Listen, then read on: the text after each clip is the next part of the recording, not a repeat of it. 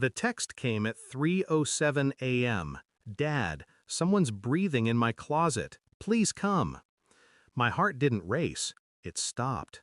I ran upstairs barefoot. Her room was dark, curtains drawn tight like a clenched fist. She was under the blanket, trembling. "Where?" I whispered. She pointed at the closet. I opened it. Shirts, toys, nothing else. I turned back to her, forcing a smile. "See? Nothing here." Then I heard it. A low, ragged inhale, coming from inside the wall. It wasn't the house settling, it was breath. Wet, human. I pressed my ear to the plaster. A whisper slid through, cold against my skin. It said my name. Then my daughter screamed, "Dad, look up!" I looked, and for a split second, something pale moved in the corner of the ceiling, then vanished into the dark. By morning, the police had left. They found nothing. Old pipes, they said. Sound travels strangely through walls. But I knew what I'd heard. I knew what she'd seen. That night, my wife called. Her voice came through the phone like ice water. "You're overreacting again," she said. "You always do this." It had been 6 months since she'd moved out. 6 months of pretending the separation was civil. But the truth was quieter and uglier. She'd left for someone else, a man named Caleb, someone I'd trusted once. When she called me paranoid, I believed her for a while. She was good at that, making madness sound like love. Now I heard breathing in my daughter's walls, and she was calling me paranoid again.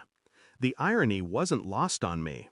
Over the next week, the sounds continued, always between 2 and 4 a.m., always near the closet. My daughter wouldn't sleep alone. She'd whisper, "He says my name now." I started staying in her room, lights off, waiting. The breathing always came back, slow, patient, too steady to be imagination. I bought a small camera, hid it in the bookshelf, set it to record every night. The next morning, I watched the footage. At 3:19 a.m., the closet door opened slightly, not all the way, just enough for a shadow to slip out. The frame caught a hand, thin, pale, deliberate. Then nothing. I froze the video, zoomed in. A scar ran across the wrist, jagged and familiar. I'd seen that scar before. Caleb had one just like it. I didn't call the police, not yet. I went to my wife's place that afternoon. She opened the door halfway, her expression bored, defensive. "What now?" I showed her the video on my phone. Her face didn't change until it did. A flicker of fear, gone in a heartbeat. "You faked this," she said. "You're sick." But she looked at the scar, and her breath hitched. That was all I needed. "I told you he was around my daughter," I said quietly. "You called me paranoid." She didn't answer, didn't have to, because the truth had already filled the silence between us, thick and undeniable. I walked past her, into the house. Half-packed boxes, clothes scattered, a half-drunk glass of wine. There was a second toothbrush by the sink, men's shoes by the bed, and a vent near the floor, unscrewed, wide enough for a hand to reach through. Inside, I found a small camera, recording, pointed toward the hallway.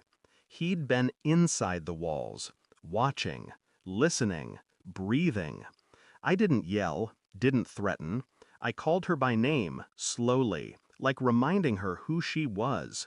"You let him in, didn't you?" Tears welled. "I didn't know what he was doing." "You knew," I said. "You just didn't care until he turned on you." She collapsed into the couch, trembling. Somewhere in the house, a floorboard creaked. She gasped. I didn't move. Then I said, "You should call him. Tell him it's over." She did, hands shaking. The line rang once, twice. From behind the wall, a phone started vibrating. Her scream split the air. I walked to the door, calm, told her, "You made your bed. Don't expect me to save you from who's sleeping in it." Then I left.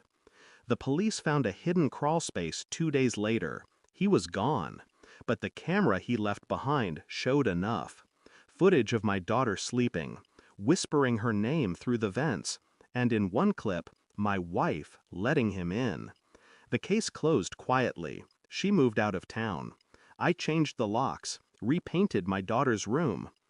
But sometimes, when the house is too quiet, I still hear it, that soft inhale between the walls. It's not him anymore, I know that.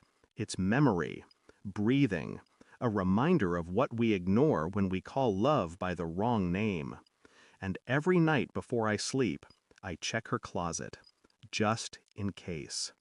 Thanks for watching. Don't forget to like, share, and comment. Subscribe now to Cheating Stories Insight World for more amazing stories.